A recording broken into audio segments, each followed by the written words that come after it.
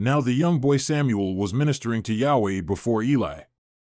And word from Yahweh was rare in those days, visions were infrequent. And it happened at that time as Eli was lying down in his place, now his eyesight had begun to fade, and he could not see well, and the lamp of God had not yet gone out, and Samuel was lying down in the temple of Yahweh where the ark of God was, that Yahweh called Samuel, and he said, Here I am. Then he ran to Eli and said, Here I am, for you called me. But he said, I did not call, go back, lie down.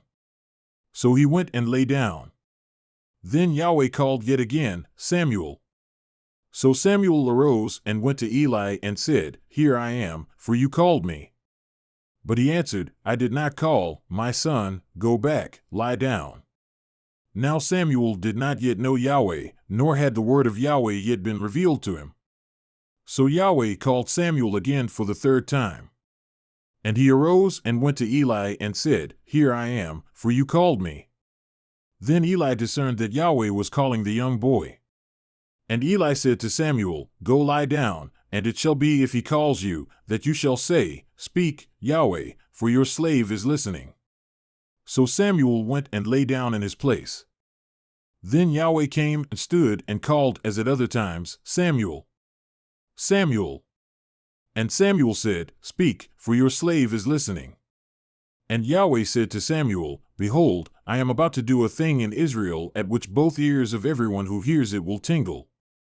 In that day I will establish against Eli all that I have spoken concerning his house, from beginning to end. And I have told him that I am about to judge his house forever for the iniquity which he knew, because his sons have been bringing a curse on themselves, but he did not rebuke them.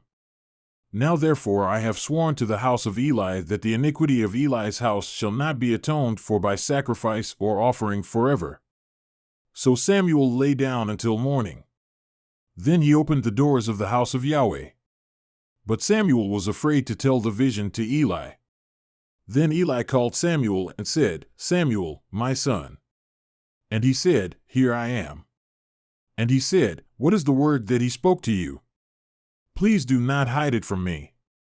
May God do so to you, and more also, if you hide anything from me of all the words that he spoke to you. So Samuel told him everything and hid nothing from him.